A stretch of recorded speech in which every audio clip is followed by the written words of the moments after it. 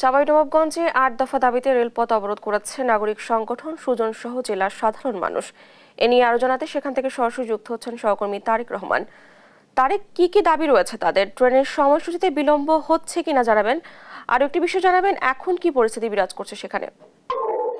গত টানা কয়েকদিন ধরে কিন্তু ঢাকা থেকে যেসব আন্তনগর ট্রেনগুলো রাজশাহীর উদ্দেশ্যে ছেড়ে আছে, এইসব ট্রেনগুলো যদি চাঁপাইনবাবগঞ্জের শেষ প্রান্ত চাঁপাইনবাবগঞ্জ রেল স্টেশন পর্যন্ত বর্ধিত করা হয়, এই লক্ষ্যে কিন্তু চাঁপাইনবাবগঞ্জ গত কয়েকদিন ধরে কিন্তু রেলপথ অবরোধ নানা কর্মসূচি পালন করে আসছে চাঁপাইনবাবগঞ্জের নাগরিকরা।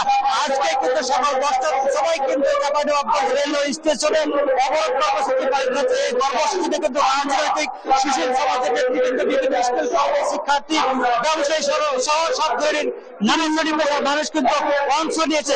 এখানে কিন্তু একজন রাজনৈতিক নেতা বক্তব্য দিচ্ছেন, আমরা একটু তার বক্তব্য আমরা শুনে আসতে পারি। আমরা চাঁপাইনবাবগঞ্জে আমরা রাজনীতি করতে চাই, সেই জন্য সাংবাদিক বন্ধুগণ আজকে কষ্ট পেয়েছেন, আপনারা এক দফা চলে গিয়েছেন।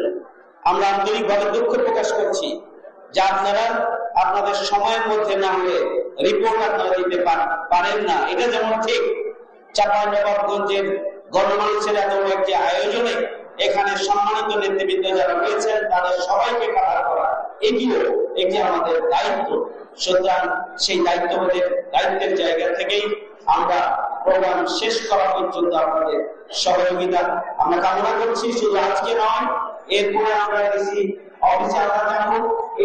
আপনি শুনছিলেন যে চাঁপাইনবাবগঞ্জের একজন রাজনৈতিক নেতা বক্তব্য তিনি যে বিষয়টি স্পষ্ট করলেন, রাজশাহী থেকে যে পর্যন্ত যে ট্রেনগুলো বন্ধ হয়ে যায়, এই ট্রেনগুলো যদি অবিলম্বে যদি চাঁপাইনবাবগঞ্জ পর্যন্ত সম্প্রসারণ করা হয়, সেক্ষেত্রে তারা কিন্তু আরো কঠোর কর্মসূচি ঘোষণা করবেন এবং ভবিষ্যতে ঢাকায় রেলপথ অবরোধ এবং রাজশাহীতে রেলপথেরও কিন্তু তারা অবরোধের ঘুষিয়ে দিচ্ছেন।